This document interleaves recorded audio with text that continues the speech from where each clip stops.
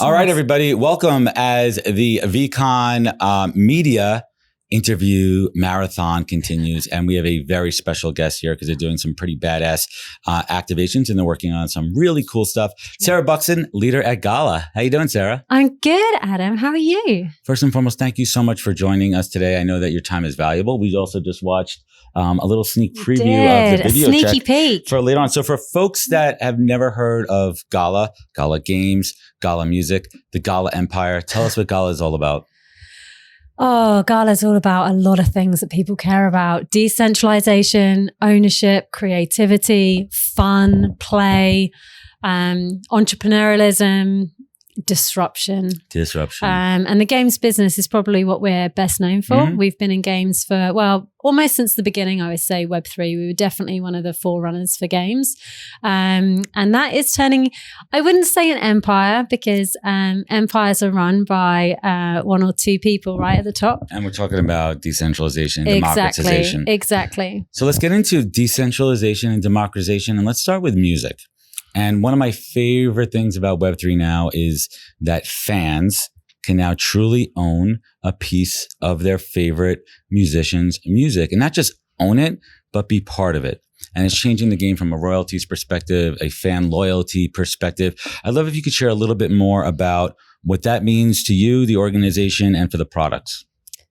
Yeah, I'm going to be a bit controversial here and not completely agree with you. Go for it.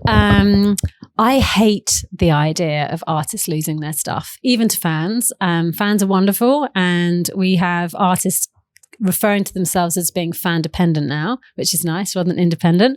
But an artist needs to hold on to their rights. That's where the music industry, I think, has really robbed people of the chance so far. Where is the balance? Where is that right mix? Is it not everything? Maybe certain things. Maybe if it's it's so crazy. We've really moved away so much from the 12, 15 track LPs to now one-off releases here. I mean, that changes it also, right? So where is that happy medium, or at least a testable proposition to figure out what that balance is? And obviously, it's gonna be different for every artist, every genre, every fan base, what level that artist is in their career. But what are your thoughts? Okay, so I think you're really close when you started talking about the older formats, right? So when you used to buy CDs, when you used to buy records, you owned those, but you didn't own the actual rights to the art that was on those records, You could flip them out and do what you want with it. Exactly. Right. So it was yours to trade, but you weren't taking a piece of that artist with you. So what we've done in Web3 is very similar to that. So you can come in, you are a track owner, and every time that track is played on our decentralized 25,000 strong node network, yes, that's a thing. Mm-hmm. The host, the node owner gets paid. The track owner gets paid because they're allowing you to listen to their track, and the artist gets paid. And the brilliant thing about that is when listeners come in, guess what? They don't get paid, but they get rewards and incentives as well. So it's this really lovely mix where everybody wins, but you don't get into, and we've seen it from a few other, and there's plenty of space in this space right now, but from a few other companies where you can get in a lot of hot water around royalties. And so we've avoided that entire mess with the idea that you can still take a piece of ownership and be rewarded for it, but without encroaching on the artist's rights or on the record labels. That's an incredible perspective, and thank you so much for sharing it. And it gets my wheels spinning too. Imagine like 50,000 people own even less, like one song. What happens like if someone, when they pass away and the rights and like it gets diluted, and there's just so many weird little intricacies about it that I don't think that we've fully thought through. And then plus what about artist longevity, right? And their long-term earning potential too. How does that translate to tours? How does it translate to merchandise? But let's talk about the loyalty side of it, of stickiness. The stickiness of fans. I love talking about stickiness. Let's talk about sticky. And thankfully, the temperature here in the stadium is not quite sticky. lovely. I am quite breathable. Cool. Yeah, yes. I'm wearing a dress, so I'm good. Yes. Yesterday it was a different story, but today I'm all set. So let's talk about loyalty. Let's talk about loyalty across music and games. Let's talk about loyalty as a whole, or we can break it up if it's easier. No, we can tackle it in one. That's fine. We are all about interoperability. It's all good. Composability. So loyalty is an interesting one, right? Because you're only loyal to things that you want. generally speaking? And how do you make people want to continue feeling like they're recognized, that they're rewarded, that they're cared for? And so with music and with games, I think it's that idea of whatever you're putting in, you're getting something of value out.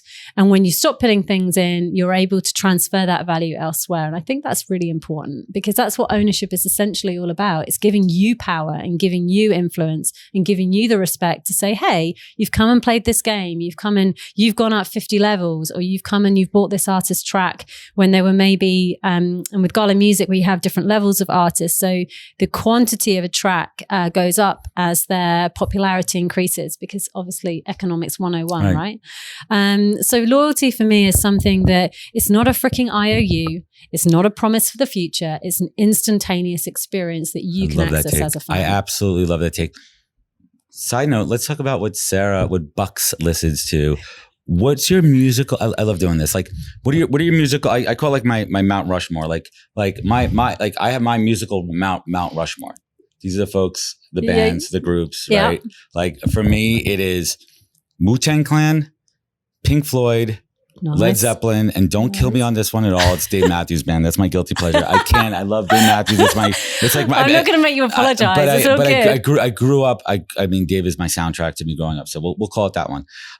Who are your musical heroes? What's your foundation? It's so funny. I'm a really I'm an awful person to travel in a car with, because my music taste is so utterly eclectic. Like it's all over the place. So I'm a big 80s music fan as well. Can't resist that. I mean, I'm pretty much. Do you like synth pop 80s or cheeseball 80s? I like cheeseball 80s and synth pop 80s. I love it. But there's one song, and it's interesting that you sort of and it's a band that you guys in the US might not have heard of, called the Stereophonics. Of course.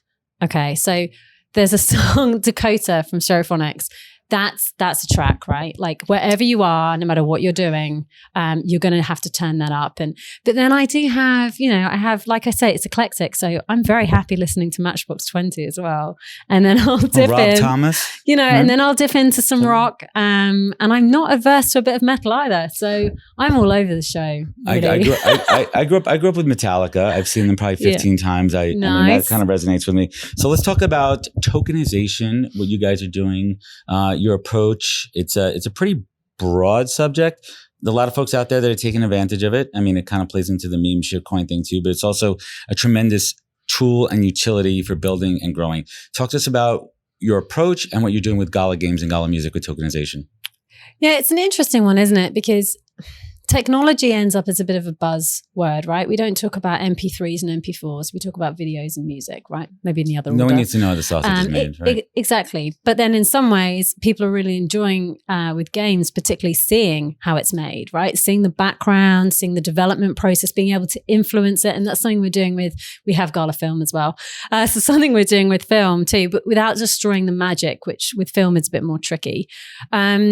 But tokenization is nothing new in gaming. Gaming has always had tokens. I mean, that's right. Gems. Look about Zelda and Mario Brothers. They were collecting the tokens, right? So gamers are completely used to, tokenization. And I think when you get to the mass adoption phase, the issue we're having is that we've started obsessing, and you will never hear us talking about NFTs in music. We talk about tracks, we talk about players, we talk about artists, we talk about release, because it's an irrelevance. And yeah, the format you're getting is an NFT so that we can reward you for owning it, but it doesn't really matter. So let's get to that in a moment. And don't mind me reading the questions here. This is Kevin. So there's an immutable mindset question here. The ability for artists to sell their work as NFTs has been described as a potential seismic shift in the music industry, especially given how protective the industry has traditionally been over IP. How do you still see this playing out over the next few years? You've got to be careful, right? You're going to have to go through the room and make friends on the way through rather than trying to go around it, because they will shut you down and make your life a living hell. And so I think when you're pre-signing and you've got your rights and you've got your independence and you've got your freedom, it's a different ball game. And so trying to get people before they get sucked into contracts that are unfair, before they get sucked into multi-album deals, before, the accountants and lawyers are really ruling a creative sort of future, that would be better. And so the onboarding to platforms like Gala Music is incredibly important for new artists.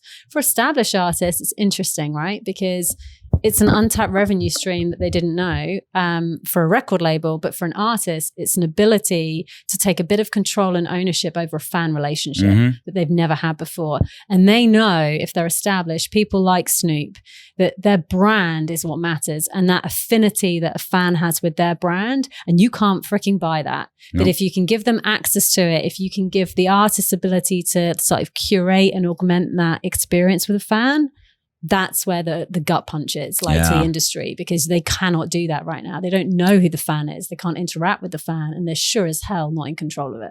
I love it. And you surmise that so nicely for everyone out there.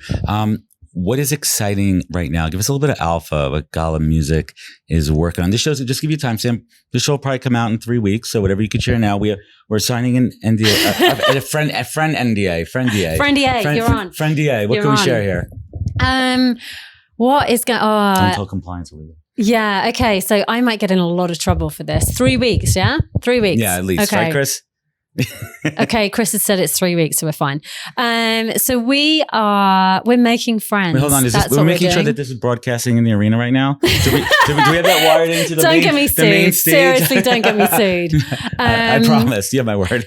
So we're working on some amazing things, actually. And I think probably the most important stuff for fans and for supporters of the space is that doing deals with people like Live Nation, bringing on people like, Warner Music in partnership with us, doing some big artist moves with people like Kings of Leon, who, love Kings of Leon. Yeah, well, they've got, they love Gala music. And you know why? Heartstrings right here. Because they're completely independent, and they've been able to stay independent because we backed them. And so we'll be able to, they are going to be able to present a new album pretty soon. And they're very excited about sound, it. The Kings of Leon sound. Yeah. So there's, I like the older stuff personally. Loads of stuff going on. So with big artists, big names, I think the concert series and things that we're running with more of the established players to help those emerging artists, that's what we're really excited about as well. So turning the industry on its head, but the industry coming with us while we're doing it, weirdly, and they seem to be quite happy about it. I love what you guys are building. Why do Gala Games choose to sponsor and be part of Veecon? So we were here last year. So we were here for the inaugural event as the Games. The Minneapolis, not the Indianapolis. That's right. I almost went to the wrong place this year. Oh, It's fun. We avoided that. And I think it was so weird, and I've been quite honest about this. When I walked in last year and I saw the activation for Games, and I almost wanted to... Candy Digital, so there's a lot of other things going on there. Yeah, and I was pretty... I thought, oh God, another conference, just what we need in our lives, right? And I was blown away by the whole vibe with Veecon was very different. And I did a panel, actually, even though we're here as Games, we were sort of very early days of music, and I did a panel on music. And the feels that came out of that audience, and the amount of artists that were in that room, and the amount of people that wanted to talk and experience and understand what the hell was going on. And so when we were talking to Gary again this year, it's like, yeah, of course we'll come, and of course we'll lean in. Year 2 is always hard, right? Because when you've hit it out of the park year 1 and everybody loves you, and you happen to just about still be in a bull market, and then this year happens, it's very different. And so I think it's important that companies like ours that can come and do a big activation lean in, and we support each other. I'd be remiss, and I haven't done this much over the last couple of days, but the root of the show has always been about career journeys, and you're in a leadership position. When you're interviewing folks, how do you suss out? Listen, I assume, Sarah, by the time someone comes to you in the interview process, their skills and experience have already been vetted. How do you gauge personality, character, values? What are some secret Bucks questions? Yeah, it's interesting because anyone, if they practice long enough, can be really good in an interview, but be a bit of an asshole, right? In real life. And so you have to be very careful, because I am incredibly protective over my team. We work so hard, and we have to be able to trust each other. And so I only want good people that are there for the right reasons. And so I think it's an interesting one. What we tend to do, and it's so funny you asking this because you're an expert in it, but I give people a challenge. So I'll say, we want 5,000 people onto this game or this platform, and we've got a budget of $20,000. What would you do? And so then they go off and and that would be someone in marketing or something. So then, and they come back and they present, and you can get so much from who they bothered to talk to, how they approached What was it, their approach? whether they show you a deck, whether they've made you a video, whether they haven't done anything. And then right? Because interpretive dance. Mime, whatever, a comedy show. But whatever it is, it's kind of, and it allows people to put their stamp on it, because I don't know the answers. Of course I don't. We're all making it up, right? So it's nice to see how someone else wants to approach it. And that's always a good gauge. And I appreciate it. And before my last question, so make sure we don't forget this, where could folks learn more? Where could they find out all the good stuff of Gala Games, Gala Music, and Gala.com. There you go. Shocker. How efficient is that? Gala.com. Your gateway to the Gala universe. It is. I'm not saying empire. Box, universe. music, film, games. It's the Galaverse. It's the Galaverse. You almost got it. And last but not least, this show is my masterclass. This is how I learn through osmosis. I get to talk to incredible leaders like yourself. Sarah Buxton, what is the single greatest piece of advice that you have ever received that you take action on every day? A mantra, maybe something you run through your head before you start your work day, your family, your friends' day, your personal time, mental health, wellness. What's something that you repeat that gets you going in the right direction? Always assume good intent. I think that really does keep you level. So there's two. There's always assume good intent. I think particularly we run a fully remote organization.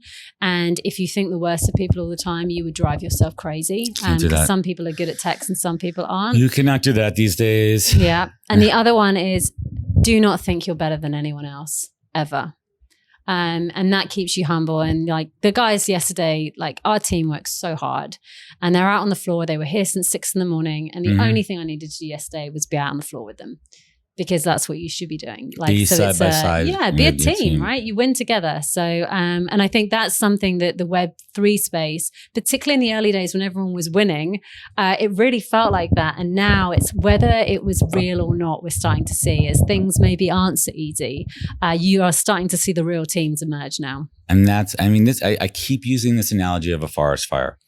And I do not mind repeating it, but I feel like this was the forest fire we needed in this industry. We burned down all the rug pulls, all the bullshit, fake freaking actors out there. And what do we have left in the ashes? We have the saplings that are rising, these projects that are meant to be. Yeah. And then we have the oaks that were always going to be there strong and remain tall. Yeah. And that's where I like right that. now. That's nice. I mean, a bit depressing about the fire bit, but the you know what? The new stuff is good. I think you need as long as the animals extreme. were okay. Oh, yeah, no, like, the animals were not part of this forest fire. Fine. It was an animal-less forest fire. Okay, there's no endangered species, even the vegetation. Everything worked out. It's just a very hypothetical. You might know. I like fun. Happy endings, fairy tales. I'm dressed as a fairy plum. And everyone's fit. I mean. The fashion here has been out of control. Everyone is showing up here. Bonus question time on the podcast before we wrap it up here. Tell us a funny joke.